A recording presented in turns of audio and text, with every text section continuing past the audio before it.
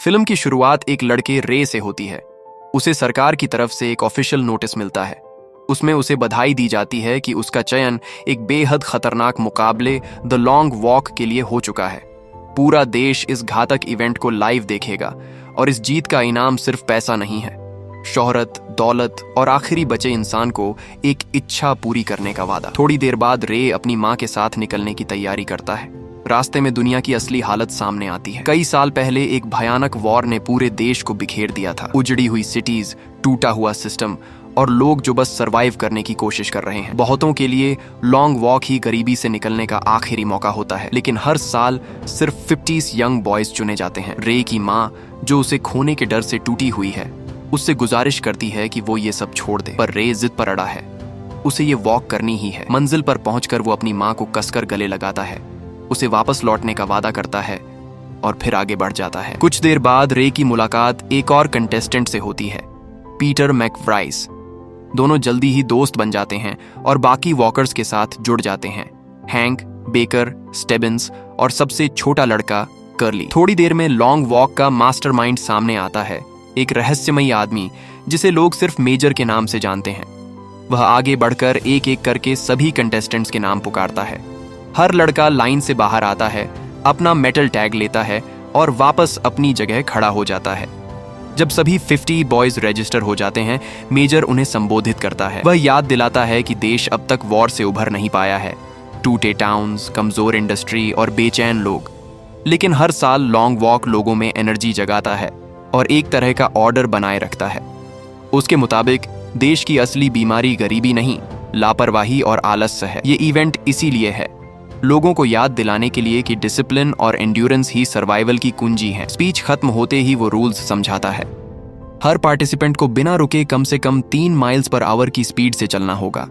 धीमा हुआ, वार्निंग दूसरी बार, वार्निंग तीसरी बार, खतरा और चौथी गलती, पार्टिसिपेंट को हमेशा के लिए हटा दिया जाएगा। यहाँ कोई फिनिश लाइन नहीं है, कोई स्टॉप नहीं है, आखिर में सिर्फ एक बचेगा। मेजर पिस्टल हवा में चलाता है, लॉन्ग वॉक ऑफिशियली शुरू हो जाती है। 50 लड़के आगे बढ़ते हैं और उनके पीछे आर्म्ड सोल्जर्स से भरे ट्रक्स चलते हैं।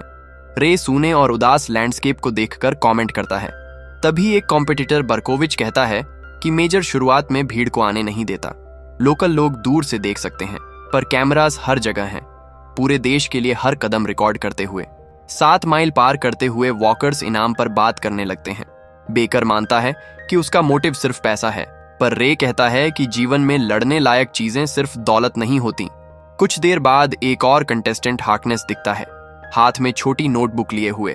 वह सबके नाम और नंबर लिख रहा है। वह कहता है कि अगर वो बच गया तो लॉन्ग वॉक पर एक किताब लिखेगा जो उसे फेमस और रिच बना देगी। पीटर हंसते हुए कहता है कि अगर हार्कनेस सच में जीत गया तो उसे याद रखने के लिए किसी किताब की जरूरत ही नहीं होगी। इसी दौरान सबसे छोटा वॉकर कर्ली लड़खड़ाने लगता है। तेज दर्द उसके पैरों में उठता है और वह मुश्किल से संभल पाता है। रे उसका हाथ पकड़कर उसे संभालता है। पीटर उसे मोटिवेट करता है, लेकिन दर्द इतना बढ़ जाता है कि कर्ली सड़क पर गिर पड़ता है। 3 वार्निंग्स के बाद भी जब वो नहीं उठता, एक सोल्जर आगे आता है और उसे गोली मार देता है। दृश्य इतना डरावना होता है कि रे सदमे में धीमा पड़ जाता है। उसे भी वार्निंग मिल जाती है, लेकिन इससे पहले कि वो मुसीबत में फंसता, पीटर उसे पकड़कर आगे खींच लेता है। मेजर ऐलान करता है कि एक लड़का गिर चुका है और बाकी सभी चलते रहें, क्योंकि यह तो बस शुरुआत है। कुछ दूरी और चलने के बाद ग्रुप 17 माइल पॉइंट पर पहुंचता है। रे मानता है कि वो काफी देर से थक चुका है और यकीन नहीं कि कितनी देर और चल पाएगा। पीटर उसे सलाह देता है कि एंड के बारे में मत सोच, बस एक एक पल चलते रहो। घंटों बीतते हैं। रे, पीटर, हैंक और बेकर करीब आ जाते हैं। एक बॉन्ड बन जाता है, लेकिन तभी हीट और एग्जॉस्शन कंटेस्टेंट नंबर 1 को हरा देती है। उसका बॉडी जवाब दे देता है और वो सड़क पर गिरकर सीजर में चला जाता है। कुछ वॉकर्स चिंतित होते हैं, लेकिन बर्कोविच मजाक उड़ाता है, उसकी हालत पर हंसता है। वार्निंग्स दी जाती हैं और जब लड़का नहीं उठता, उसे भी गोली मार दी जाती है। हैरानी की बात यह है कि बर्कोविच उस मौत का सेलिब्रेशन करता है, कहता है कि अब जीतने के चांसेस और बढ़ गए। 25 माइल पॉइंट पर पहुंचकर बर्कोविच एक लड़के रैंक पर फोकस करता है। पहले उसका नाम उड़ाता है, फिर उसकी माँ को इंसल्ट करता है। ये सुनकर रैंक गुस्से में उस पर हमला करता है, पर मिस कर जाता है और बुरी तरह गिर पड़ता है। सब उसे चिल्लाकर उठने को कहते हैं, लेकिन टाइम खत्म हो जाता है और सोल्जर्स उसे भी मार देते हैं। रे और पीटर गुस्से से भर जाते हैं वे बर्कोविच को मर्डरर कहते हैं, लेकिन वो साइकोपैथ कहता है कि उसने रैंक को छुआ भी नहीं, गलती उसकी खुद की थी। थोड़ी देर बाद एक कंटेस्टेंट खुद को हल्का करने के लिए रुक जाता है। वह चल नहीं पाता, वार्निंग्स दी जाती हैं, और जब वो आगे नहीं बढ़ता, सोल्जर्स उसे भी सबके सामने शूट कर देते हैं। रात गिरती है और अब लड़के सिर्फ शेयर विल पावर से पीछे नहीं हट रहे। रे की आंखें झपकने लगती हैं, उसे अपनी माँ के सपने दिखने लगते हैं। पीटर उसे हिलाकर जगाता है, कहता है फोकस रखो। रे बताता है कि उसे अपनी माँ की कितनी याद आ रही है। पीटर उसे दिलासा देता है, तुम उसे जल्दी ही फिर देखोगे। घंटों बीतते बीतते रे की चाल धीमी होने लगती है, उसे पता भी नहीं चलता और उसे दूसरी वार्निंग दे दी जाती है। कुछ देर बाद वो फिर लड़खड़ाता है, तीसरी वार्निंग भी मिल जाती है। तभी पता चलता है कि ये 3 वार्निंग्स तभी हटती हैं जब कोई वॉकर पूरे 3 घंटे तक बिना गलती किए चलता रहे। पीटर उसे सहारा देने की कोशिश करता है, मोटिवेट करता है, लेकिन रे अचानक भड़क उठता है। वह पीटर पर इल्जाम लगाता है कि वो बस दिखावा कर रहा है और अंदर से चाहता है कि रे गिर जाए ताकि उसके जीतने के चांसेस बढ़ जाएं। कुछ देर बाद वॉकर्स एक खड़ी चढ़ाई के पास पहुंचते हैं। ये हिल कई कंटेस्टेंट्स के लिए मौत साबित होती है। धीमे पड़ते ही उन्हें वहीं शूट कर दिया जाता है। रे अपनी पूरी ताकत लगाकर आगे बढ़ता है, लेकिन बीच में लगभग गिव अप कर देता है। उसी वक्त पीटर उसे पकड़ लेता है,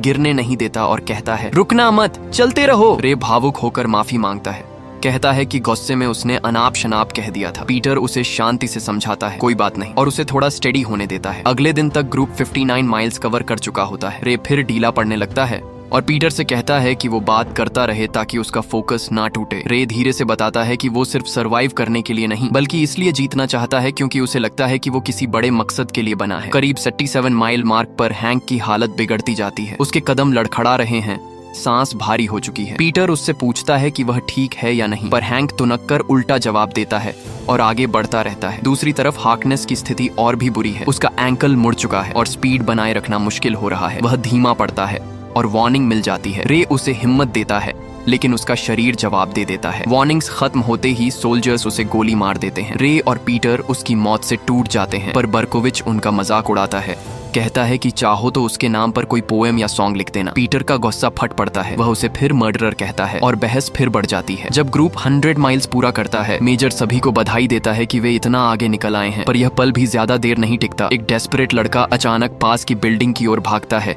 एस्केप करने की कोशिश में, पर सोल्जर्स उसे दरवाजे तक पहुंचने से पहले ही मार देते हैं। 103 माइल्स पर चलते हुए लड़के बात करने लगते हैं कि अगर वे जीत गए तो अपनी एक विश किस चीज के लिए मांगेंगे। बेकर कहता है कि वह चांद पर जाने के लिए एक रॉकेट मांगेगा। हैंक हंसकर कहता है कि उसे 10 नंगी औरतें चाहिए। पीटर मजाक करता है कि उसकी इच्छा होगी कि रूल्स बदल जाएं और 2 विनर्स हों। रे की बारी आने पर वह कहता है कि वो पूरा सिस्टम बदलना चाहता है। बाकी सब तुरंत बोल पड़ते हैं कि ये संभव नहीं, क्योंकि विशेष से स्टेट पर सीधा असर नहीं डाला जा सकता। गुस्से में ग्रुप मेजर और पूरी लॉन्ग वॉक पर चिल्लाने लगता है। फ्रस्ट्रेशन खुलकर बाहर आता है। उस रात तेज बारिश होती है, सबके कपड़े भीग जाते हैं, शरीर कांपने लगता है। रे की आंखें भारी हो जाती हैं, वो गिरने को होता है। पीटर उसे अपने कंधे पर झुकने देता है ताकि चलते चलते उसे थोड़ी देर के लिए आराम मिल सके। तीसरा दिन शुरू होते होते वे 145 माइल्स पार कर चुके होते हैं। सबकी हालत बिगड़ रही है, मानो शरीर बस किसी चमत्कार पर टिके हों। एक शांत पल में रे अपने अतीत का राज पीटर को बताता है। वह कहता है कि उसके पिता उसे फिलॉसफी,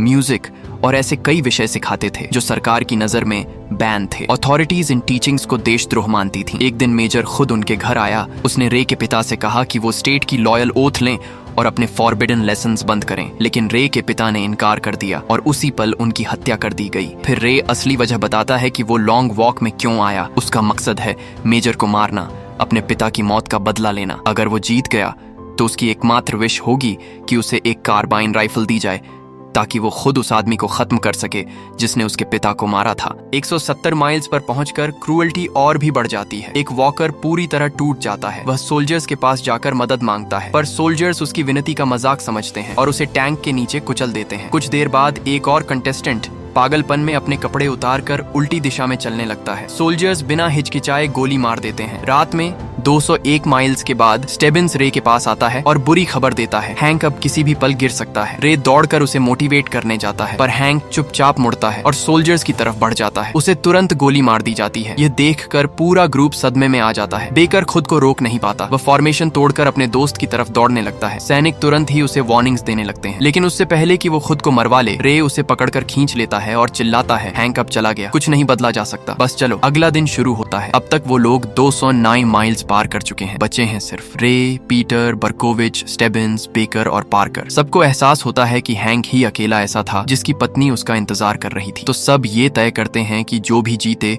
वो प्राइज का हिस्सा उसकी वाइफ तक जरूर पहुंचाएगा। बर्कोविच को कोई नहीं पूछता और वो खुद को बिल्कुल अकेला महसूस करता है। थोड़ी देर बाद वो रे के पास आता है और मानता है कि हैंक की मौत उसे अंदर से खा रही है। वो माफी मांगता है और समूह में जगह चाहता है। रे उसे शामिल कर लेता है, लेकिन कुछ ही समय में उसका दिमाग बिखरने लगता है। अचानक बर्कोविच आगे भागता है और अपने ही गले में चाकू घोंप देता है। सैनिक उसे तुरंत खत्म कर देते हैं और बाकी सब सदमे में चुपचाप चलते रहते हैं। रात को थके हुए लड़के हिम्मत बढ़ाने के लिए धीरे धीरे गाना गाने लगते हैं। डे 5 तक वो 278 माइल्स पार कर लेते हैं और रास्ता रे की माँ के शहर से गुजरता है। पार्कर कहता है, तू लकी है, अपनी मॉम को देख पाएगा। लेकिन पीटर बोलता है, ये तो बदकिस्मती है, ये पल उसे तोड़ देगा। 286 माइल्स पर वो रे के होम टाउन पहुंचते हैं। रे का एक बूट फट जाता है तो बेकर उसे दोनों शूज उतार देने का सुझाव देता है, क्योंकि अनइवन कदम उसे और थकाएंगे। भीड़ में रे अपनी माँ को देख लेता है। पहले तो सिर्फ हाथ हिलाता है, लेकिन खुद को रोक नहीं पाता और भागकर उसे गले लगाने जाता है। ये हरकत उसे लगातार वार्निंग्स दिला देती है। उसकी माँ रोते हुए उसे वापस लाइन में जाने के लिए कहती है। तभी सैनिक बंदूक तानते हैं, लेकिन पीटर उसे पकड़कर वापस लाइन में खींच लाता है और उसकी जान बच जाती है। आगे बढ़ने के बाद पीटर पहली बार अपना दर्द बांटता है। वो बताता है कि बचपन में उसके माँ बाप जंग में मारे गए, फिर उसके चाचा ने उसे इतना मारा कि 10 साल की उम्र में ही वो भी मर गया। पीटर सड़क के बच्चों के साथ पला, मारपीट, चोरी और फिर एक लड़ाई में किसी ने उसके चेहरे पर नाइफ चला दी, जिसका निशान आज तक है। हॉस्पिटल में उठते ही उसने कसम खाई, जिंदगी जितनी भी अंधेरी हो, रोशनी ढूंढनी है। अगर वो जीता तो प्राइज का इस्तेमाल अनाथ बच्चों की मदद के लिए करेगा। रे उसकी बात सुनकर चुप हो जाता है। 306 माइल्स पर स्टेबिन्स सबको चेतावनी देता है, अब से कोई किसी की मदद नहीं करेगा। सब मान जाते हैं, चाहे मन कितना भी भारी हो। थोड़ी ही देर में बेकर की नाक से तेज खून बहने लगता है, लेकिन नियम के चलते कोई कुछ नहीं करता। तभी पार्कर का दिमाग खराब हो जाता है। वो सैनिक पर झपटता है, उसकी राइफल छीनता है और उसे मार गिराता है। फिर वो खुद भी वही कर देता है, जिससे सब दहशत में आ जाते हैं। शाम होते होते बेकर की हालत और बिगड़ जाती है। पीटर और रे नियम तोड़कर उसकी मदद करते हैं। बेकर उन्हें एक लॉकेट देता है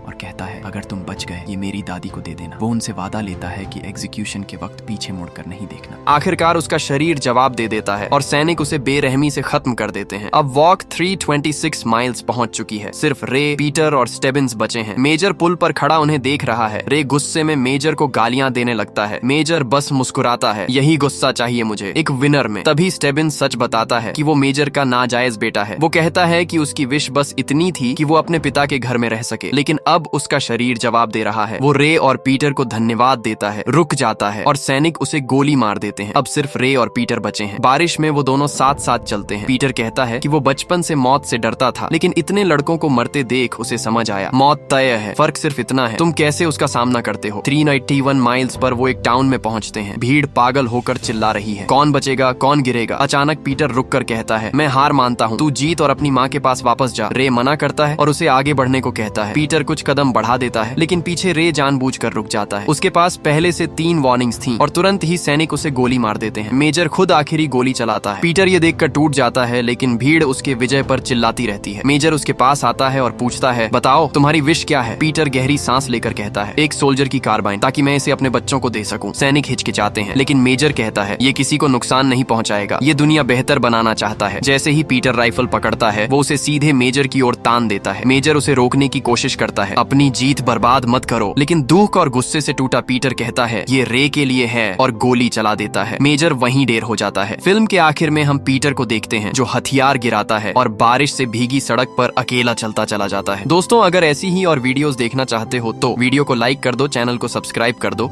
और कमेंट में नेक्स्ट वीडियो के लिए मूवी रिकमेंड कर दो।